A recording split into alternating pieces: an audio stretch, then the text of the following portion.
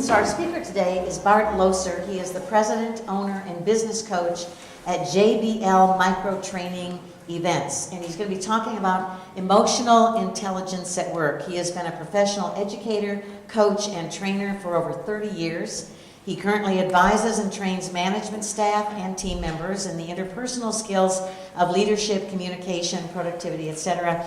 A Texas native with a degree in psychology from UT, he has presented well over 1,000 business skills seminars across the U.S. and abroad since 2004. He has his own training events company and is passionate about helping others find solutions to achieving goals and improving life quality and satisfaction. Let's give a big round of applause to Bart Loeser.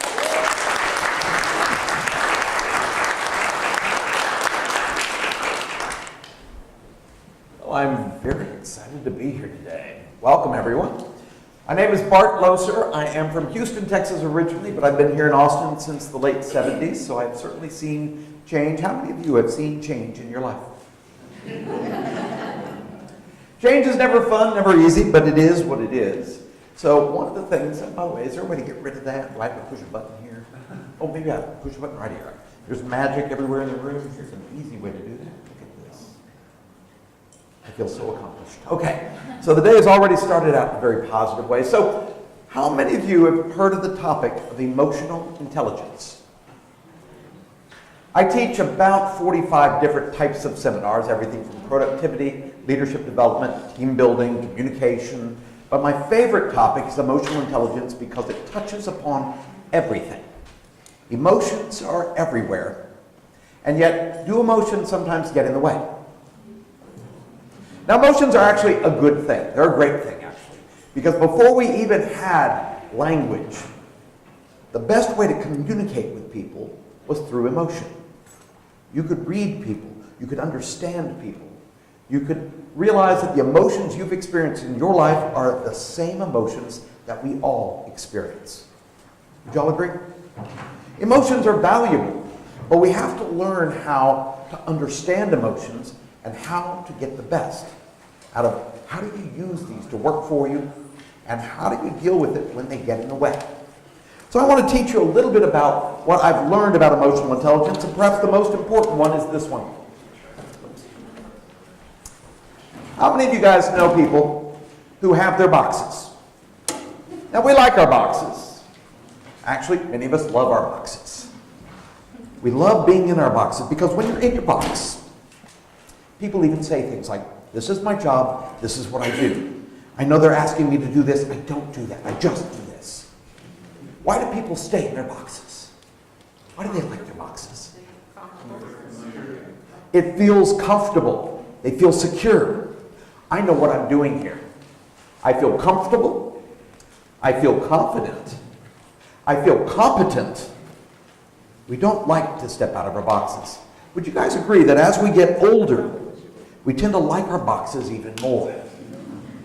And we step out of our boxes less.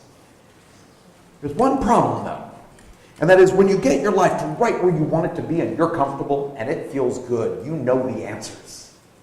What tends to happen when you get your life to right where you want it to be? It changes. Doesn't that upset us? So life changes, but there's some good things about that too, because some of us don't want to do anything, and yet we do not like how our lives are going. Who here would agree that even when life doesn't go the way you want it to go, it still changes? You could almost decide to do nothing about that, and it will still change. What does that mean about life? Change is the one thing you can count on in life. And what's the one thing in life most people hate? Can you see a problem with that? Life is all about change, and yet we don't want to change because we feel comfortable. We look good here. If we were to step out of the box and try something we didn't know how to do, what could happen? How many of us learned in life that when you fail, it's a bad thing? We've learned to fear change. But life is all about change. And if you don't make changes in your life, if you don't commit to learning new things, if you don't try to see the change as it's coming and think, perhaps I need to make some plans. How many of us don't like to make plans for change because we hope it doesn't happen? And what's the one thing we know? It's going to happen. So there's a lot we know about life that we don't necessarily do a great job dealing with. So today is about looking at those things. I want to amaze you. I want to surprise you about things in your life today that you already know. In other words, these are the things that we can learn from, and the good thing is you know all of this stuff, so you don't have to write any of this down. Now you can always watch this video a little bit later. I also have a handout where I teach all the tips and tricks to understanding how to get the best out of life and everything that it hits us with. And so I have a one-page document that if you guys would like a copy of that, I probably can get in touch with Shannon, send it to her, and she can make sure if you want it, you can get a copy of this, but it has all these little answers about life. So let's look at a few of the facts of life. How many of you would agree that change is a constant and it's moving faster and faster every day? Change didn't seem to move that fast when I was young, but it just goes so quickly. How many of you actually notice that as we get older, the years flow by so much faster? Is anyone in here shocked that it's actually August now? In 2018. I remember thinking 2020, oh my gosh, I'm going to be so old. I'd be like 60 years old in 2020. I'd be like an old man. And now I realize, wow, I was really ignorant back then.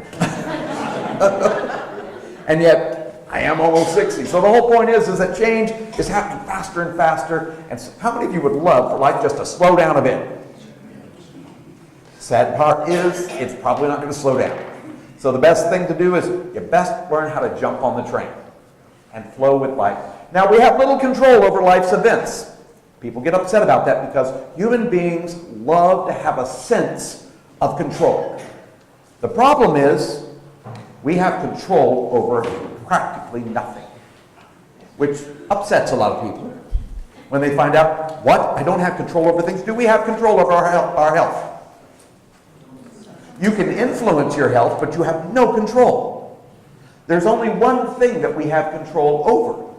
Does anybody have any idea what the only thing you have control over in your life is? It's your attitude. How you choose to look at life's events is your choice.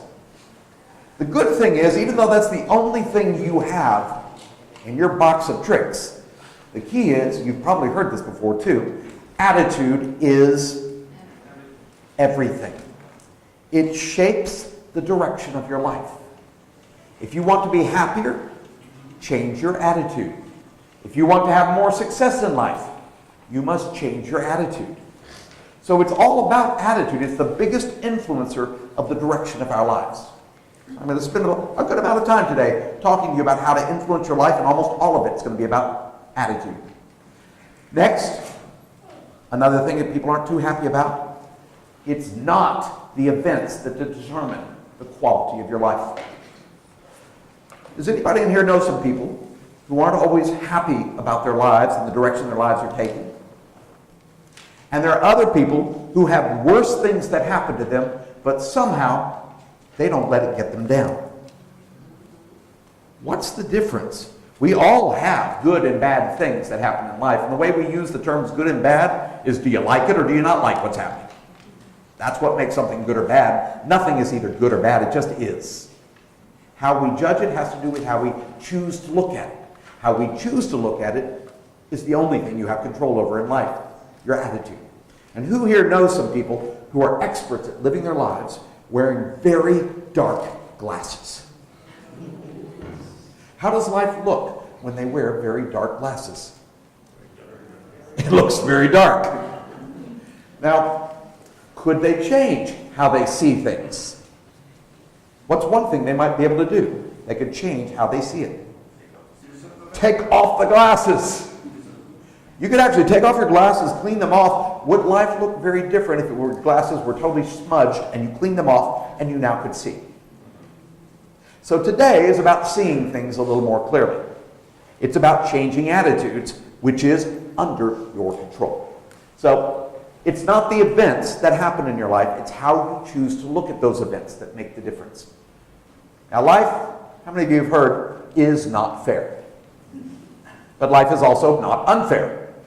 It has nothing to do with fairness. Life is just what? It's life. It is what it is.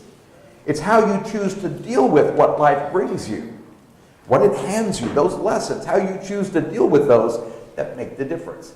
That's why we're all here today, is trying to find better ways and options for choosing to see things differently to get different results.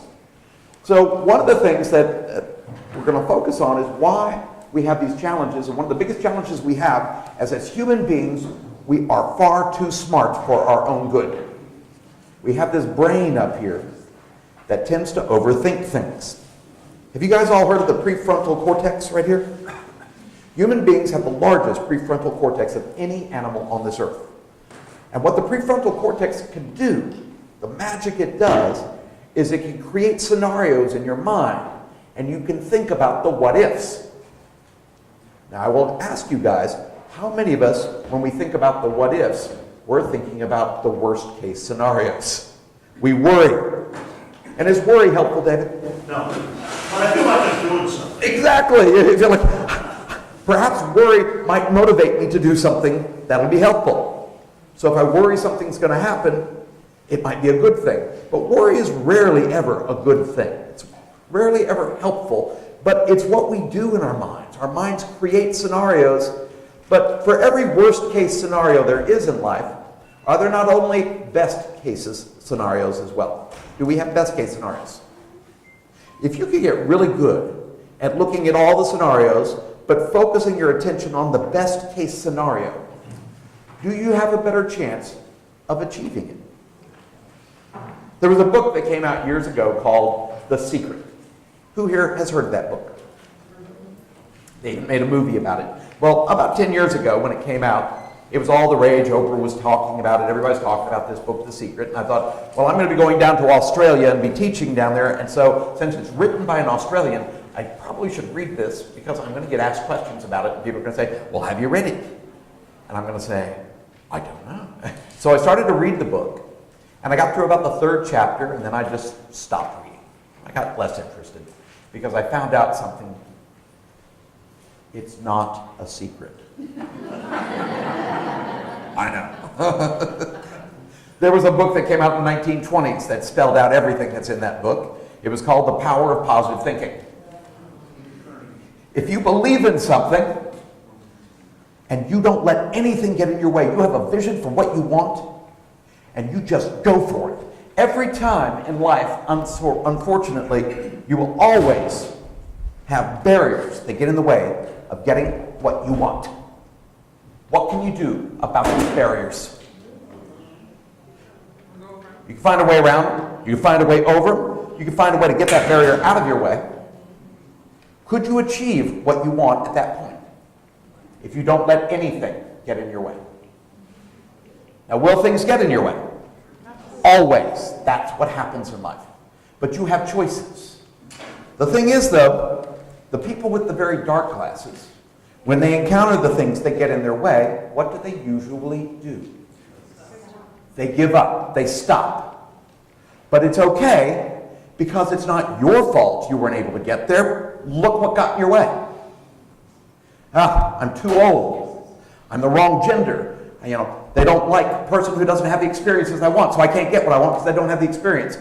Is any of this true, or is that just an excuse for not trying to find some way to get around this? And the thing is, the good thing is if you give up, you've got something you can say that shows it's not your fault. What can you say when something gets in the way of you trying to get what you're going for? This got in the way. See, I told you so. I can use that as my excuse, right? But who made the choice? Not to try to find some way to get around that. The secret's all about, if you see something, you don't let anything get in your way, and you keep going for it, or you find out how you can get around that. And you get it out of your way. What's the chance of getting what you want if you approach it from that perspective? It's almost guaranteed. Just like if you don't believe in it and you give up, what's the chance of failure? Almost guaranteed. Is that really a secret? Or did you guys know that before today? You guys know all of this stuff before today. How many of you agree none of this is new? Hopefully, none of this is new to you guys, right? Anybody here that's over 15? You've lived some life. You know. These are the facts. But we're complex problem solvers, and it gets in our way. Because our own mind often gets in our way. Who here would agree with me? So you've got to find a way to get around those barriers that are inside your own mind. And we're going to talk about how to get around those barriers. But the biggest barrier of all is that we tend to make assumptions, and if they're negative assumptions, and you act on negative assumptions, do you think this is going to go well for you? Probably not. And life, unfortunately, is way shorter than we want it to be. That's neither good nor bad, it just is. But there are lessons you can learn from each of these. And you guys know the answers to these lessons, but I want to hear what the answers are. So I'd like you to share with someone next to you. Find one of these that stands out for you. And what do you think the lesson is? And of course, the lesson is something, the best lesson, of course, is the lessons that work well for you. Because what's the lesson to learn if you fall off a horse? Get back on's one lesson. Another lesson is? Try a different horse. Try a different horse. I like that one. Or the lesson could be, stay away from horses. They're dangerous. You know they can kill you, right? So you deserve what happened to you. Stay away from horses. And yet, what's the right lesson? How many of us have same experiences as other people have, but somehow there are different lessons? What's the best lesson for you in life? And sometimes we learn the wrong lessons and need to relearn the lesson, especially if what we learned isn't working well for us. So, anyone have one here that you're thinking of that really stands out for you? And I'd like you to share next to somebody for just a moment. Share with them, what's the lesson? What's the lesson for you in this? So just pick one. And then what I want to do is find out from some of you guys, what are some of the lessons you've learned in life? From these basic life lessons that you all know, you've all experienced.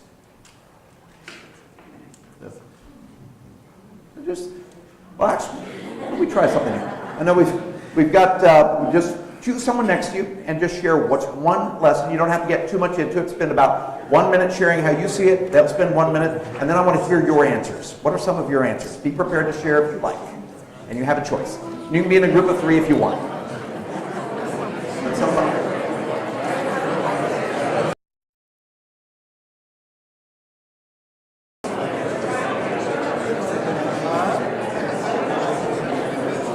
Okay, let's come on back, everybody. And I'd like to get some volunteers, so if you feel like speaking up and sharing what's true for you, I'd like you to raise your hands, and when you speak, if you would, speak loud enough. It's a large room, so I want you to make sure to push that voice out of here. How many of you have been to Toastmaster meetings before? Because I'm a passionate Toastmaster. I'm all about learning how to communicate effectively. When you're in a big room, you got to have a booming voice. So I would like for you to choose one of these and read it and answer that question. And so our first one would be Mary. Mary, would you mind telling us? You can either stand or not stand, but if you would just share with us which one really fit for you.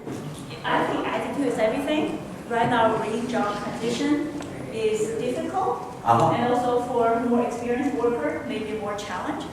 But I think this attitude is that we bring more experience to the organization, more stability, dedicated, and that's actually lots of value in the organization. I see it that way. So attitude is everything. Please give her a hand. Attitude is everything.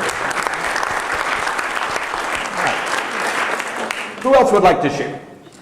Just raise your hand, share something that, okay, right over here. If you could just, For Andrew, if we have little control over life's events, be brave.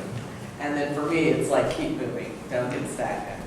So I kind of added on to his. so be brave and keep moving.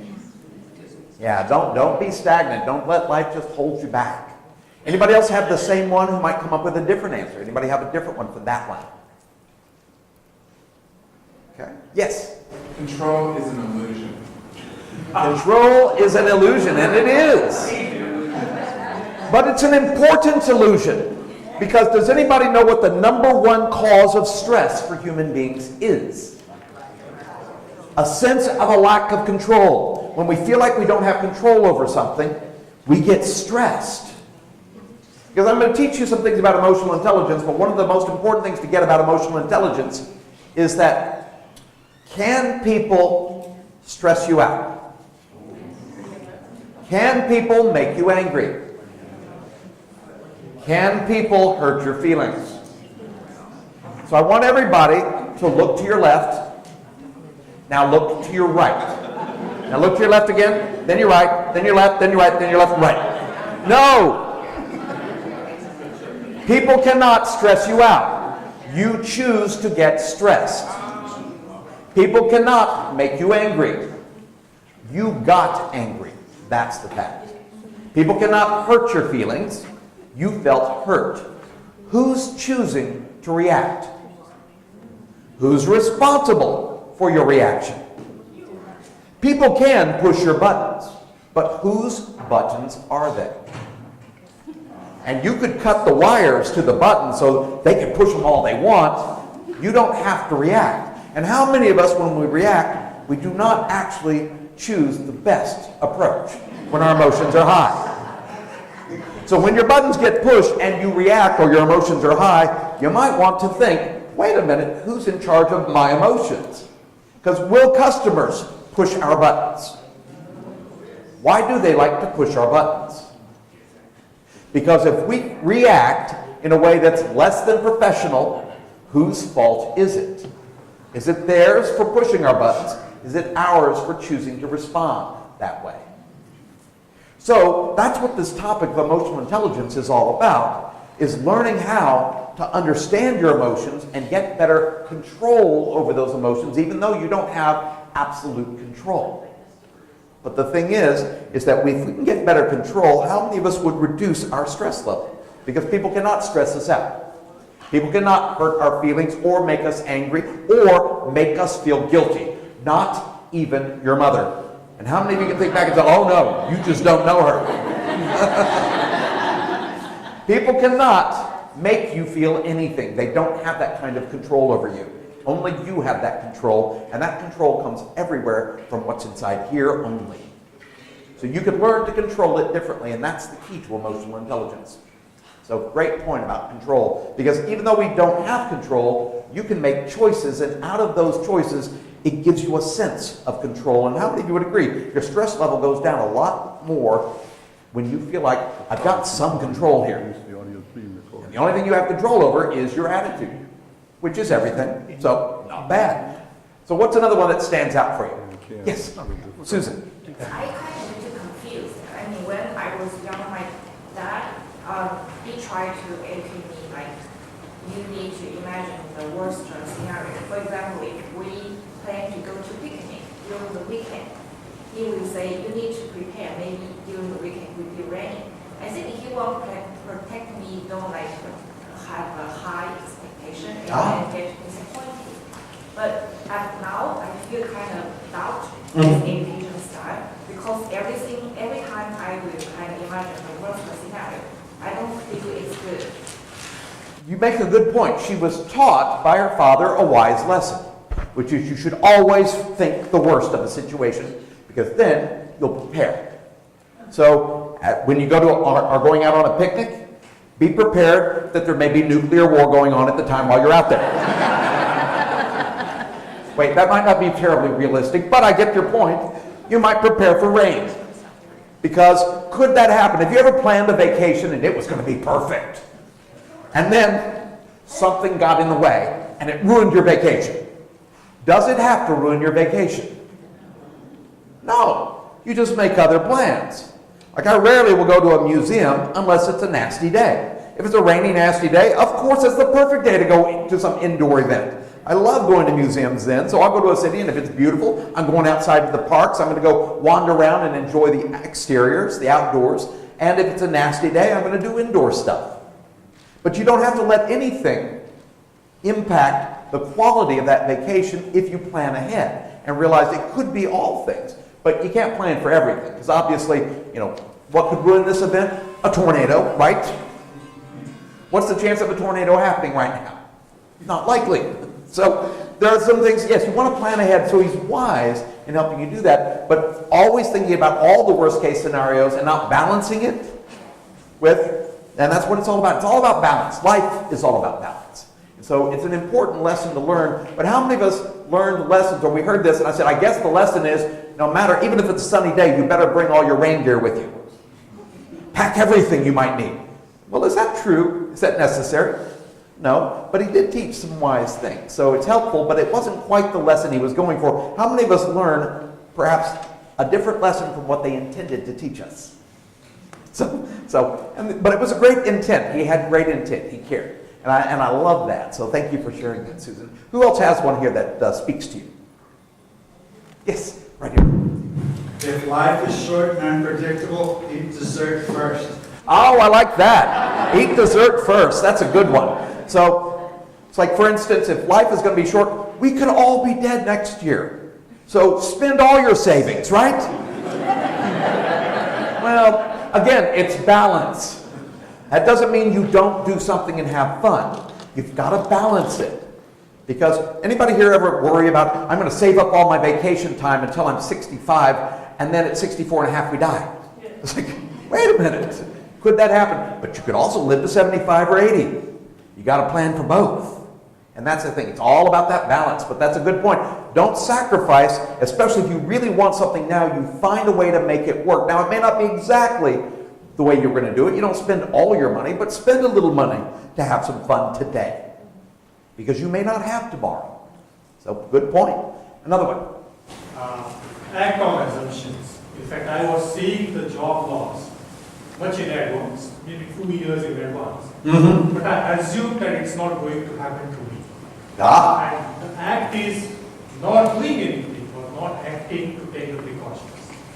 A great lesson, just to be thinking about what works well for me. And not everybody's lesson is going to work for everybody, but it makes you think, well, gosh, they can come up with a very different lesson from the same experiences in life. Yes, what's yours? Well, I like that one also. What happens if you act on assumptions? So I think it's best to assume the best. I love that. How many of us ever get upset about somebody because they said something to us or they did something to us that hurt our feelings, and you know they meant to hurt our feelings? Is that true, or is that an assumption? And if we approach it from that negative standpoint and we approach them negatively, is this going to go well? Why not assume the best in a situation, like perhaps they just don't know better? And if they don't know better, yes, they may be doing things that don't work well for us or them, but maybe they just don't know anything else. How many of us have things that our parents or grandparents did that impacted us in a negative way, but it was all they knew? Can you really blame them if they didn't know anything more at the time? And it could be because they didn't think to ask. It also could be because we just didn't know those things back then. You know, the things we thought were good parenting at the turn of the century, when my great-grandparents were raising my grandparents, like my grandfather came out to be pretty strict and not very tolerant, and wasn't a very nice guy to us. But how his parents taught him, or how he was raised, was even harsher. They never said anything nice to him because they wanted him to be successful. And the only way to be successful is you've got to let people know you're never good enough. You've got to keep going. You've got to keep fighting. You've got to keep learning. And I will never compliment you on something because I want you to keep going. And if I were to compliment you, you'll get soft. Anybody ever heard? Is that stuff true? No. And yet, that was what they learned. They meant well. And it was all they knew. Could we learn to forgive people who just don't know any better? Or people who are too scared to ask or do anything different? You can actually learn to be more forgiving when you have more empathy from where they're coming from instead of looking at it only from where we are today. So it's a matter of just having perspective. And their perspective was different than ours. Neither right nor wrong, it was just different. Yes? I think that could go any way, but most of the time you make yourself look foolish when you think like that. That's true. When you make assumptions, as they say, you can make yourself foolish. As they say, an ass of you and me. Don't act on assumptions then, or if you're going to assume the best. Because if you approach someone with the best of intentions, are they more open than when you approach them with the worst of intentions? Oh, you meant to make me mad. And it's like, oh, that's going to go well, right? And these are just assumptions. So all of these have great answers to them, but we each have to find what's the best answer for us. So I want to show us how to make better answers by learning how to have more enthusiasm and to approach people with the most professional attitudes. And professional, of course, is basically related to the workplace, doing things that are going to get the best result from all parties involved. They call that the win-win option. And so how do you dazzle people with enthusiasm? Well, the first thing, as it's Anna, right? As Anna had said, is always approach something with the best of intentions, because you can find the most positive answers when you're seeing it through the cleanest glasses. Would y'all agree? When you start smudging those glasses or putting really dark glasses on, the situation is probably not going to go well. How many of you know some people in your lives you don't think very well of?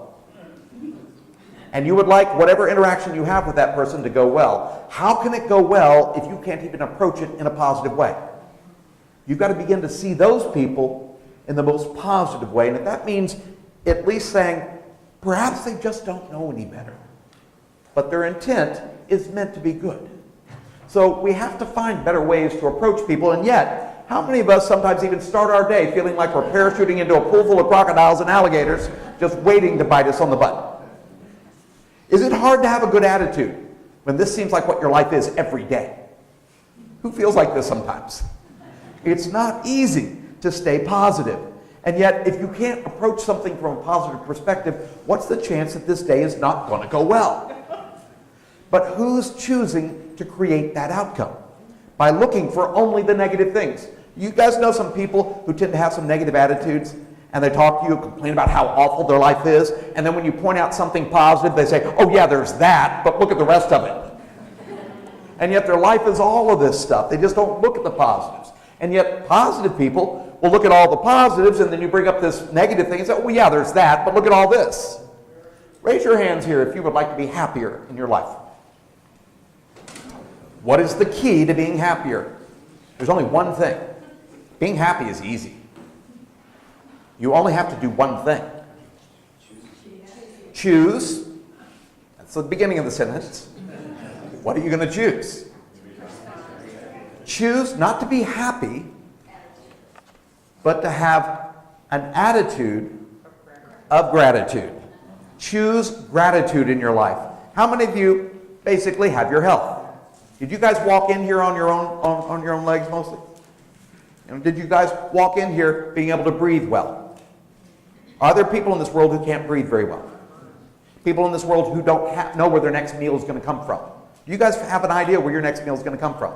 It's over on the table right there. But yeah, but the point is, you guys know you are far luckier than most people, and yet do you have an attitude of gratitude? If you focus on what you don't have, it's easy to be unhappy in life. But you could just as easily focus on what you do have and be grateful for that. Celebrate that, because I'm almost 60 years old, and I know my health is not going to be incredibly better at 70. And I'm probably not going to be here at 80.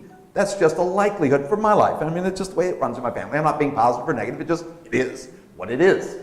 I may not be here to see 60. There's no guarantee. And yet, the point is I don't care. It's about how I live today. It's the only thing that matters. Would you all agree? And so if you can have an attitude of gratitude in the now, you can be happier. You can be happy at this moment even though you don't have your life right where you want it to be. Because the secret is, it's never going to be exactly where you want it to be. And when it is, it's going to change. So you might as well be happy in the moment, right? And that is under your control. It just takes some work. I'm not saying it's easy, but you can do that. Any of us can do that. I don't always have days where I'm totally upbeat, but that means I have to notice it. I have to own the fact who's making a choice to see life that way. And then I'm going to have to figure a way to fix it. So one way to fix it that's under your control is looking at your attitude and noticing it. If you're feeling like this, do we need an attitude makeover in that moment? Yeah. So one way to do it is keep in mind, you set the pace for your life. Who do you think is the leader here? Because we're all leaders. We all want people to follow us at certain times. We want to go in a direction, and we would like some people to follow us there. Would you all agree? So we're all leaders. We just may be leaders without authority. You don't need to use authority. The leader is not the one in the back saying, go, go. The leader is the one in the front, seeing what you're going for, excited about what you're going for that vision and taking off. How many of you have ever seen a leader who takes off in a direction, then they turn around and there is no one behind them? Is that a good leader? Now, anybody can get 25 to 30% of people to follow you, because these are the people who think like you. It's easy to get them to follow, but what about the others? If you can't get almost 100% of people behind you, you might want to work on your skills. Some of those skills involve persuading people, giving them the reason to want to follow. It's like, why does this guy want to follow this one? He sees the enthusiasm. This guy's obviously excited about where he's going. Are there other people saying, if you really like where you're going, perhaps I want to go there too? You can communicate with people in that way. That's one of the things Toastmasters teaches you to do, is how to communicate in a way that gets people to follow you. So you can persuade people. How many of you would like to persuade people to hire you? Does it require a very positive attitude to make them think, I want that guy on my team? Right? So it takes a positive attitude. So one thing you have to do is you've got to create that positive attitude. So one way to do it, we're going to practice this here in the room. I want you to stand up for a moment, and we're going to meet and greet 3 people around you. So you'll move around a little bit. Now when you greet people, there's 3 ways to do it. So before you do anything, I'd like to go through this. Greet 3 people with enthusiasm. That means it's got to look a certain way. What does enthusiasm look like? A smile on your face. You have to have some energy when you smile. Yes, it has to look. So you have to have some enthusiasm. Now, when you look at people, where should you look at them? Okay, everybody look to the left. Now look to the right. And the left. And the right. Left, right. No, you don't look people in the eye. Because it's rude. How many of you were taught, look people in the eye? Actually, no. Because it's actually, in some cultures, it's considered aggressive. In Asian cultures, Native American cultures, you don't look people in the eye unless you know them well. Unless you've built rapport with them. So looking someone in the eye itself is not rapport. What you do is you look people in a way that's in a soft way right here. You don't actually look people in the eye. You're just vaguely looking at them between the eyes, but as far as they're concerned, you're giving them full attention. Has anyone here ever stood so close to somebody you weren't sure which eye to stare at? You're going back and forth. You don't look them in the eye, you look them in a soft way right here. So you'll be practicing that when you do the meet and greet. You look people in a soft way right here, you smile, you have some energy, and if you can think of something nice to say, usually it's about something that somebody's making an effort of doing, so how they choose to dress, style their hair, accessories they're wearing. Be curious about something. Oh, I love that. What is that exactly? You know, what is that piece of jewelry? What does that mean to you? These things. People love sharing a little bit of their personal decisions, right? So a quick compliment. Greet people with a smile, introduce yourself, then move on to the next person, and as you do, I want you to take it up a notch and be a little bit warmer, a little more engaging. Then when you move on to the third person, I want you to take it up a little more. And for those of you who are doing the math, yes, I'm asking you to fake it, but it's about faking it till you make it, because you want to have such a connection that you not only get a response back that's positive, that's warm, that's engaging, but you want it to feel warm and gushy inside for making that effort. Does everybody get the exercise? So use your own style, but each time you go to the next person, take it up a notch. So we're just going to take 1 minute, meet and greet around the room, 3 people. If you do get 4 in there, even better. If you see someone standing around, just kind of... Go up to them. You can join a group. You don't have to be just 2 and 2. You can be 2 and 3. You can be anything you want to be. So everybody stand up and do a quick little meet and greet.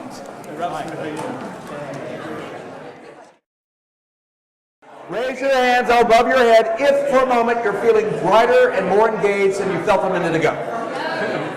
Anybody feel warmer in this room? So a little more connected. So the key here, okay, come on back everybody, come on back, have a seat. So the key to building this energy and to make these connections, communication and emotional intelligence between human beings is all about the connection. And the more you put out there, what tends to happen? It's contagious. So when you put those positive energies out there, you get it back, but you also build it up in them. So how many of you sometimes are in the middle of your day, your energy level is just not there. You're not really even feeling like you want to go talk to anyone. You're just thinking, gosh, I just cannot even deal with people right now. That's when you have to take a moment and say, I'm going to go out there and I'm going to be as engaging as I can be. To total strangers. You can just do this on the streets even. You can do this in a parking lot. You can do this in a store. You can do it anywhere. You just connect with them for just a moment and say, hi, how are you doing? Hope you have a great day. You know, and you do it as warmly as you can, then you go to the next person, take it up a notch or two next. So, and the key here is as you do this, keep in mind, your smile is the most powerful tool you've got. Use that smile. Everybody give me a smile right now, and I want teeth. Give me teeth. I need teeth. Some people are like, I'm not giving my teeth. Okay, but you don't have to actually give your teeth. But does it make a difference when you smile like this? It does. It builds on those connections. So you can always imagine the people who don't look like that. But who's making the choice here to be in the bad mood? So if you notice the bad mood, you've got to be willing to turn it around because it's your choice. So the 3 things to make success in life is you've got to realize failure is not a bad thing. It's actually a good thing as long as you do what? Learn from it. Failure is the most powerful lesson we learn from in life. You don't learn when things work. They just worked. How long do you do something that's working? Until it stops working. So, and of course, as we said, well, shouldn't you prepare for the possibility when things are no longer working and try something different? So you should try to learn these lessons early in life, but you got to notice when something's not working very well and think, gosh, do I need to know this information? The second thing is you've got to own it. Most people don't want to own it when they fail. We learn this early in life, usually at age 1 or 2. As a matter of fact, what's the first thing as a child learns if it did something that it might get in trouble for? Lie. I don't know anything about that. I wasn't here. So they think, of course, you're the only one in the house. But the whole point is that, yeah, they think as long as I can, admit or deny it, you can't blame me. But the fact is, when something's not working for you, who's making the choices? Now, do some people think, all I have to do is find the perfect excuse, and then I'm not responsible for my choices, right? Well, the fact is, if you don't keep your word to somebody, and you gave your word, who made the choice not to keep it? And even if there was an excuse, was there something you could have done to have an impact, to change that? And so you can't use excuses. You can't blame other people, even though that's another thing we learned early in life is all I have to do is blame someone else and then it's not my fault. But the fact is, if you're making choices, the only way to learn from the choice is you've got to own it. So you've got to be able to own it before you can even come up with a plan to fix it. And all I want to do, I don't want to beat someone up when they make a mistake. All I want them to do is notice it, own it, and do what? Fix it. That's all. Now, some people don't think they need to notice something. There are some people who would never come to a seminar like this. Being overconfident never goes well for somebody. What do you think this cat is thinking? Lunch. What do you think the bird is thinking? Lunch, just walking up to me. This could not be easier. This is not going to go well. Never assume you don't need to learn something new, especially when something's not going well for you. So always be willing to admit, perhaps I don't know enough. Perhaps I might want to change something. The second thing is we've got to own it, and most people don't want to own it. In this family, they don't have a cat. Those of you who know kids, this is very familiar. So the third part is you've got to come up with a plan to fix it. Now, a lot of people don't realize that these are opportunities to learn. These are lessons. But what is the lesson to learn here? Other than by the time you see this, it's probably too late. And how many of you would agree, if you didn't see a cop car here by the time you came up on that sign, there are some people who will learn to ignore the sign. Or if you didn't see a cop in the car, you will learn to ignore the sign.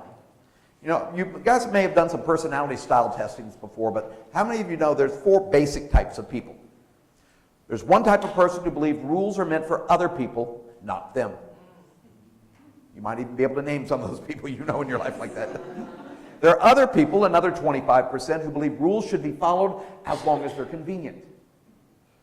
But if they're not convenient, I shouldn't have to follow the rules. And then there's another type that believe, well, we should all be following the rules, and I'll follow the rules as long as everyone else is. Well, first of all, what percentage of people are not going to follow the rules if 25% think the rules are not for them, and another 25% think, well, I'll follow them as long as they're convenient? So consistently, 50% of people aren't following the rules. And if 50% of people aren't following the rules, what about that other group of people who will only follow it if it looks like everyone else is? Now you've got 75% of people not following the rules. What do you have when 75% of people aren't keeping their word? Chaos. So do you need people holding other people responsible? Because if a cop is doing their job properly, their job is to hold people accountable for the standards we all agreed to in our society to get along.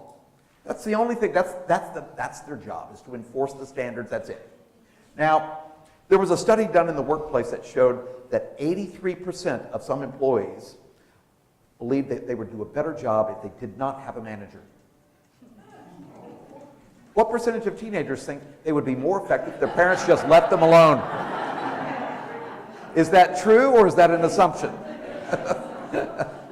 So the point is, we need to have people to enforce other people, because most people won't keep their word unless you hold them accountable. But you don't want to beat them up if they're not keeping their word. You just want them to notice it, own it, and fix it. Keep in line with what they say they're going to do. So the main thing is that emotional intelligence is about understanding these things that push our buttons. And the things that push our buttons are generally the things that get in the way of emotion. So emotional intelligence is our ability to identify and manage our own emotions. And since we can't make other people do anything, can we influence other people's emotions? And the better we are at that, the more effective we're going to be. So Daniel Goleman, who popularized the term emotional intelligence about 25 years ago, came up with these 5 steps of emotional intelligence. The first step is, if you're going to become more emotionally intelligent, you've got to start by being self-aware. If you don't even know what you're feeling inside, how do you know why you're reacting the way you do? If people are pushing your buttons and you don't know, why do I even have these buttons?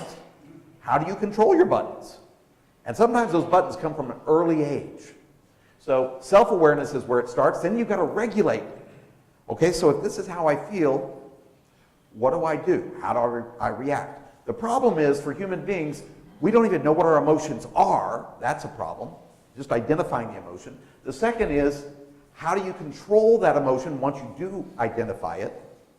You know, how do you reshape or reframe how you see a situation? It's like Anna had said, well, one thing you could do is you could try to approach everything in the most positive way instead of assuming the worst. That's certainly a good way to reframe a situation, that perhaps someone wasn't trying to make you mad. And would you all agree that if someone was trying to make you mad, they probably have a high state of emotion themselves, and they're reacting out of that state of emotion to push your buttons to get you to react? And if you saw it that way, do you have to react? I mean, how many of you have siblings who used to push your buttons, or maybe still push your buttons? And it's like they'll push your buttons because they want you to react. But do you have to react? You can just stay perfectly calm and say, well, you can say that all you want, but I'm not buying into it. And one of my favorite things to tell people when they say negative things to me is, actually, what you think about me isn't any of my business. Right? It doesn't have to be your business. You can say, what you think of me doesn't have to matter. So you can let that stuff go and it just washes right off you, just like water on a duck. So you don't have to let these things impact you because you learn to regulate that. And we're not going to learn to do that. I'm just pointing these things out here today. Third thing is you have to find a way to motivate yourself to do it differently. That's another stage of emotional intelligence. The fourth is when you're working with other people, you have to understand where they're coming from and have some compassion for the fact is they don't have your experience. So sometimes, you want to believe that you can see what it's like to walk in their shoes, but you don't really know what it's like to walk in their shoes.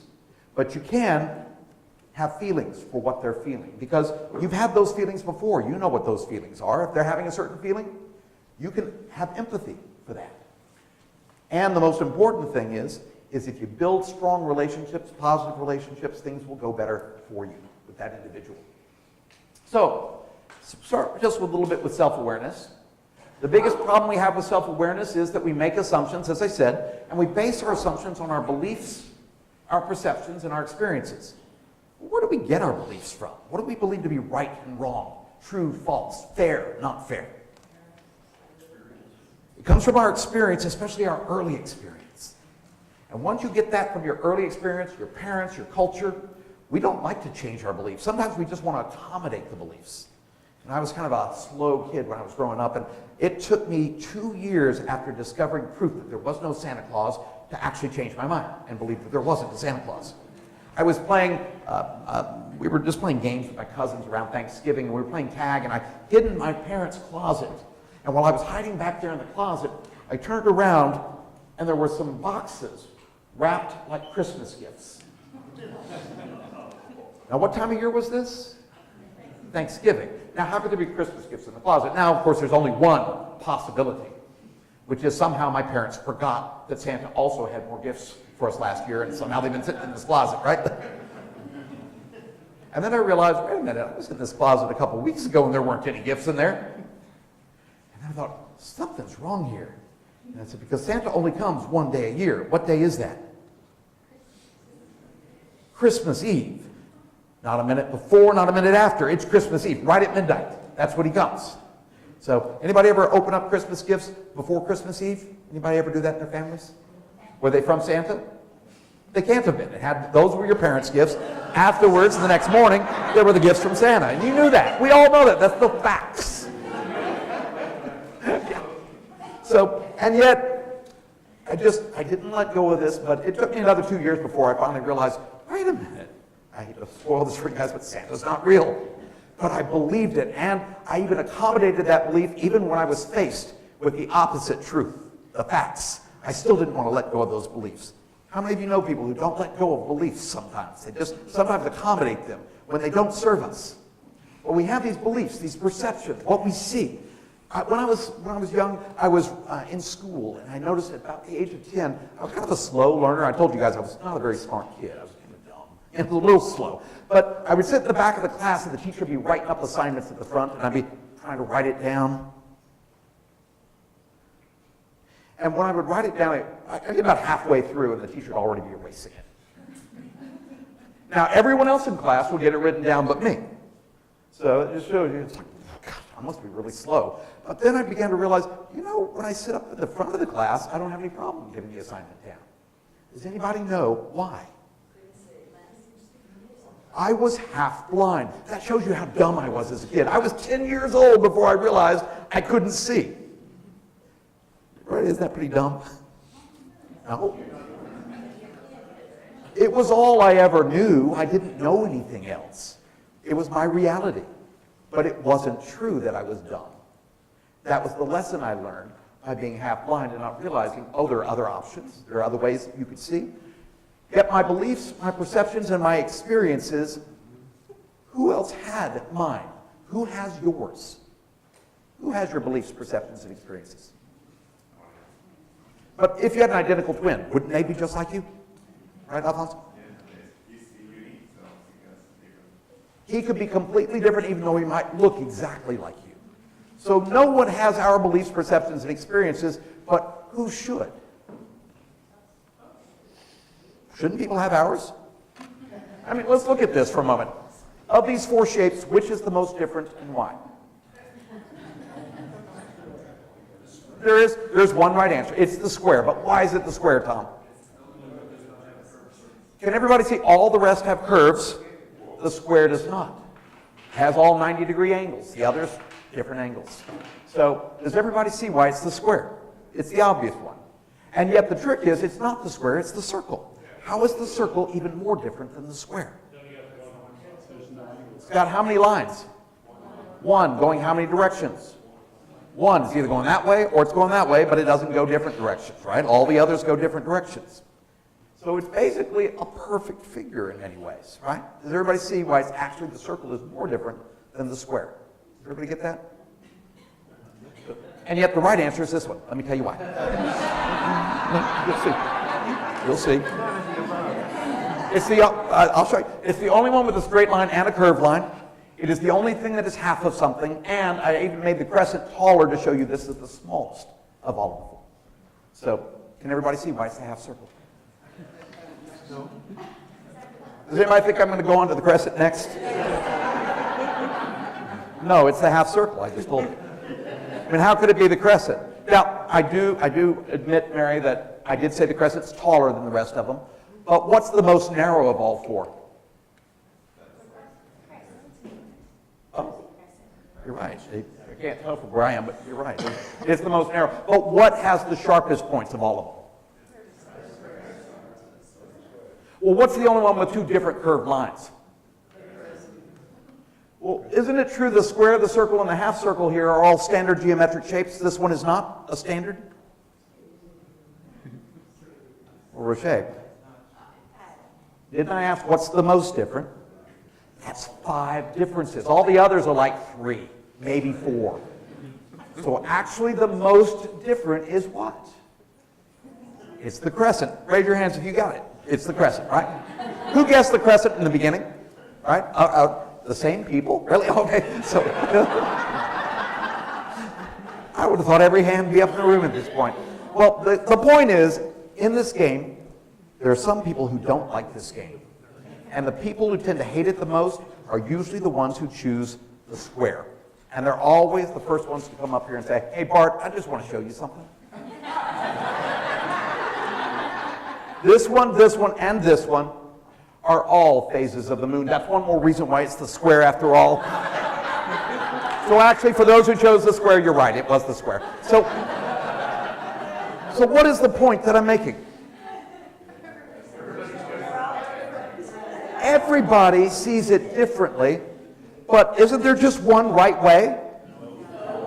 Or are there many different ways you could see things? So we have to look at the fact that we all solve things differently, look at things differently, and yet the biggest lesson of all is this.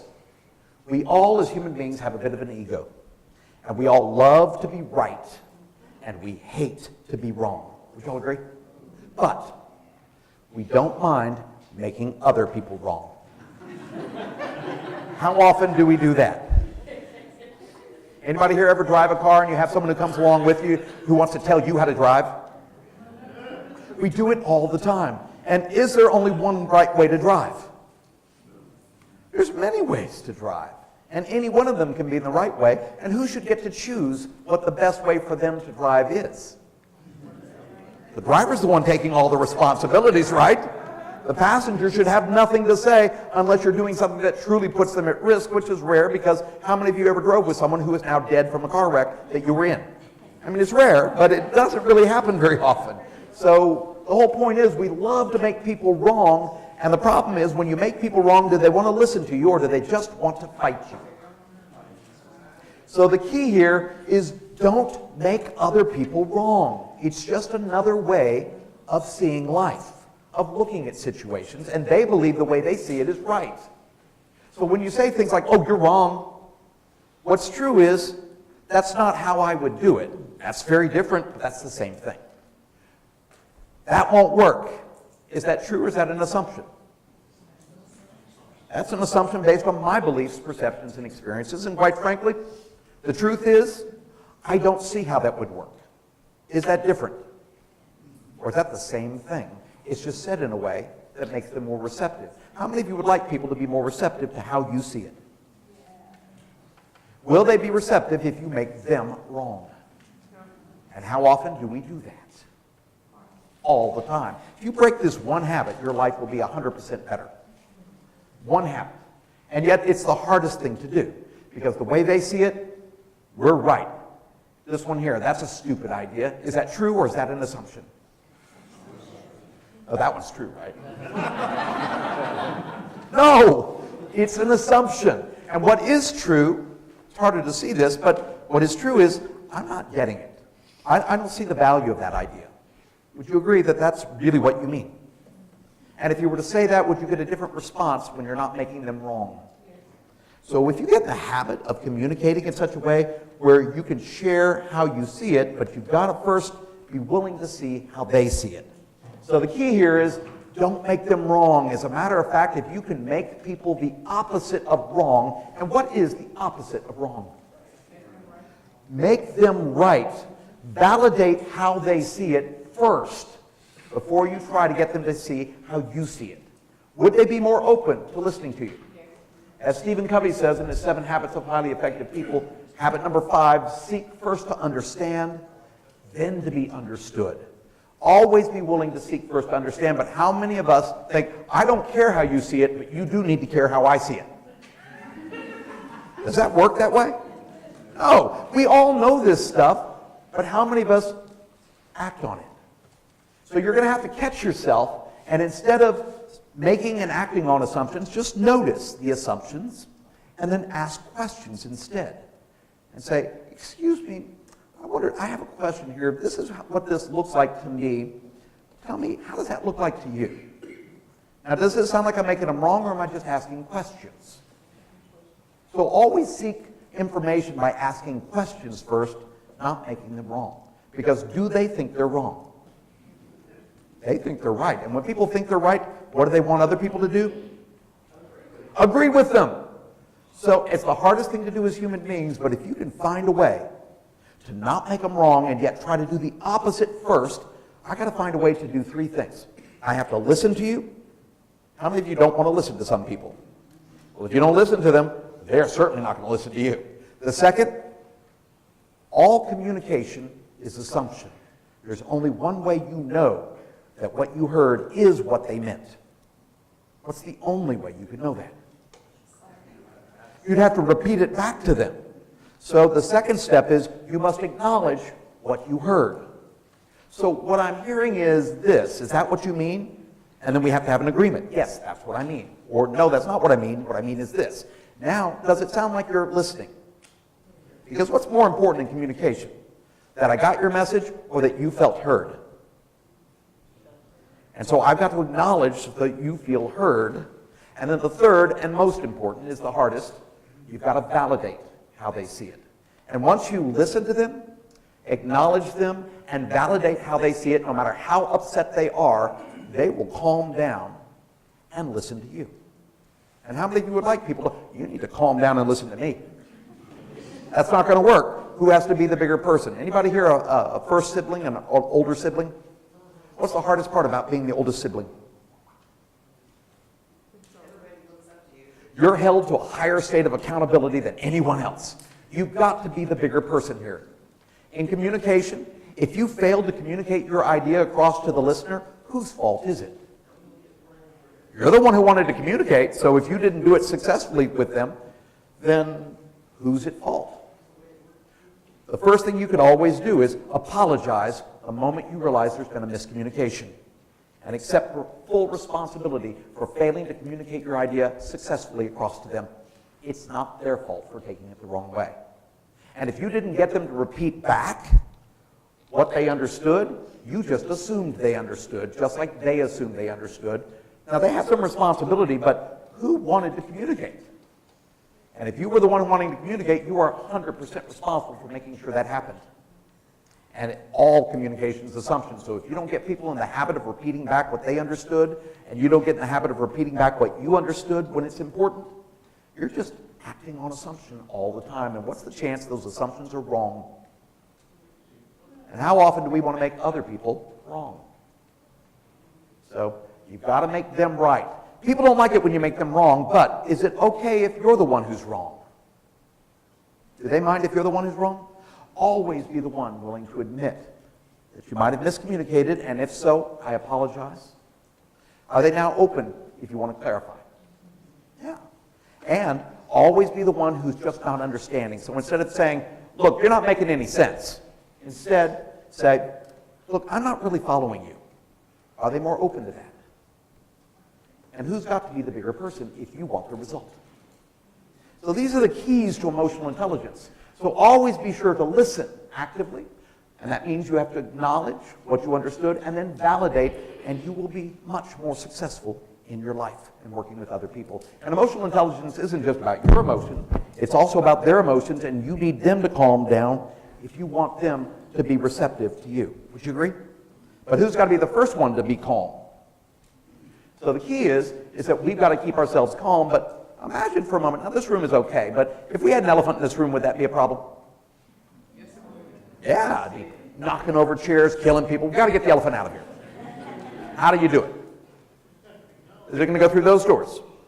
Elephants are pretty big. Won't go through there. Will it go through that door? Those doors? No. The only way you're getting this elephant out of here, you're going to have to shoot it and cut it up into smaller pieces. Yeah, I know, it's messy. The elephant doesn't like it. PETA will be calling us. It's going to be a problem. But if it's so hard getting the elephant out of here, what question is on some people's minds? How did it get in here? There's only one way the elephant got in here. Well, that would be nice, but it didn't happen that way. Ah, but how do we get the roof off? Because the roof's on right. There's only one way, though. You had to walk it in here when it was little, and then you let it grow into something you wanted to address. How many of us wait until something gets to be big enough before we decide to act? Would it be better to be proactive in your life and deal with a problem when it's small? The first time you notice there's a miscommunication, when should you fix it? Right away. And the quickest way to do that is apologize for miscommunication and then clarify. Would that eliminate a lot of the problems we have? Because most all crises in life come from waiting for a problem to get big enough before we decide to deal with it. And yet if you deal with it early, it doesn't even need to be a crisis. So be more proactive in life and you will have more success in your life. Look for those changes as you see that elephant coming in the room as a baby and said, you need to get that elephant out of here. What's going to be happening as that elephant grows up? So you've got to deal with these problems when it's small. Let's look at this for just a second, and we're going to wind up here. But problem solving is not easy, and yet we got to problem solve. What is this here? A 7. I'd like you to take this 7 and turn it into an 8, but the only way you can do it is by adding a line. How do you solve this problem? We'll give you some time. Think about it. Anybody have a solution? You add a line. It's obvious, right? Seem pretty easy to you guys? Where do you put the line? At the end. Put the line at the end. So if I draw a line right here, it turns it into an 8, right? Okay, I did tell you guys I'm a little slow. Okay, so let's say you have to be really clear with some people. So say, okay, add a line. It's got to be a vertical line to the right. Could I be any clearer than that? No. So vertical line to the right. And that turns into an 8. Look, I know my right. This is my right. This is my left. So it's... Oh, stage right. Oh, it seems like an obvious answer, right? How many of you explained the things to people and you were clear? Anybody ever get frustrated trying to explain something to somebody? No, Grandma, double-click the icon. You're clicking twice. One of my favorite episodes on Modern Family is when Manny's trying to teach his stepfather how to do that. No, you got to double-click on it. Okay, click, click. No, double-click.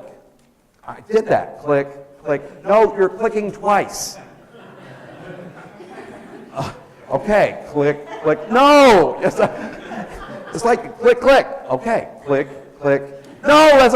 Finally, he screams out the F word and he gets grounded for a week. But the point is that it's hard to have patience with people who just don't get it, and yet aren't Roman numerals pretty obvious? Doesn't everybody know Roman numerals?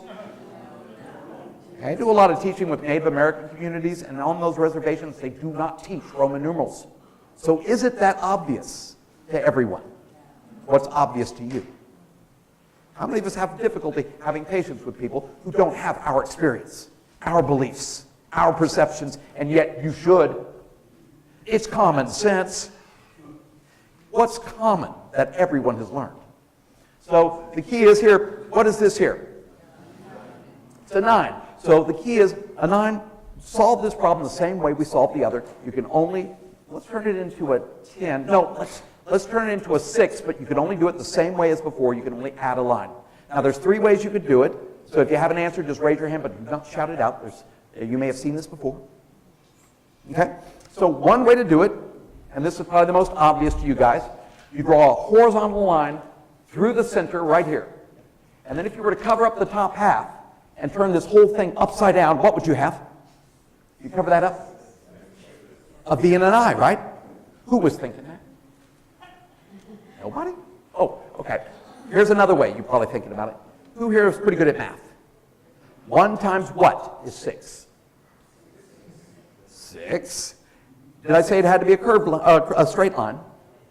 So if I were to do a curvy line that looks like a 6, 1 times 6 is? Who was thinking that? Of course, if you can do the whole curvy line thing, could you not put the curvy line in the front? Is that what you were thinking? And if you put the curvy line in the front, would that work?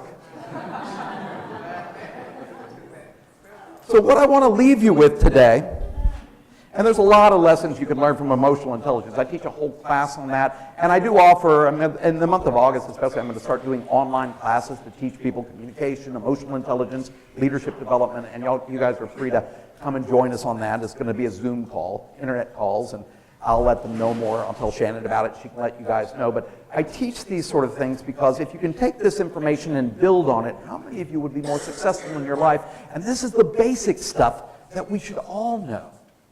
And so we just have to realize that you can build that emotional intelligence, but don't let your emotions get out of control. But the only way you can do that is you've got to understand them and have control over them, and you can't make other people change their emotions. How many of you ever tried to communicate to someone in a car? And you give them some gestures so they learn how to drive better. Does that work? So you've got to keep your emotions under control, and actually typing that out to them in all caps doesn't work well. So the key here is that we've got to get better at understanding ourselves. So one thing I want you to do, and this is the last thing I want you to remember, is that you've got to control your own emotions before you can control other people. And you all learned this back when you were in school. If you ever find yourself on fire, what do? Run! Right? Raise your hands if you ever heard of this. Stop, drop, and roll. That goes against everything in your being. When you find yourself on fire, do you think, I'm going to just stop? We don't even think about it, but that's what you've got to stop, drop down, and roll. It's the same thing when you find yourself emotionally on fire. Once you notice it, you've got to stop and get yourself out of the situation. Then you're going to have to do something where you're going to drop your emotions down, whether it's deep breathing, go for a walk, exercise, or if you had only 5 seconds to get out of your system, you could do it like this, and this works for everybody. All you have to do is go to a quiet place and do this.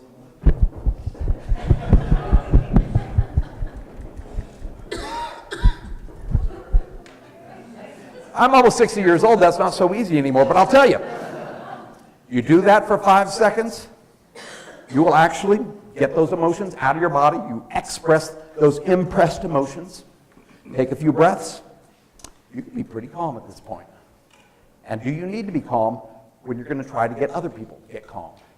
And the only way to get them calm, you also already know, is I'm going to have to listen to you. Can you listen when your emotions are high? Can you make them calm down when their emotions are high? So I've got to calm myself down. Who's got to do it first? I do. Then I've got to get them to calm down. And the only way to get them to calm down, I've got to listen to them. Then what? I've got to acknowledge what I heard. Then I must do the hardest thing, which is I've got to make how they feel right. And say, you know, if that had happened to me, I can certainly understand. I might even feel the same way if that happened to me.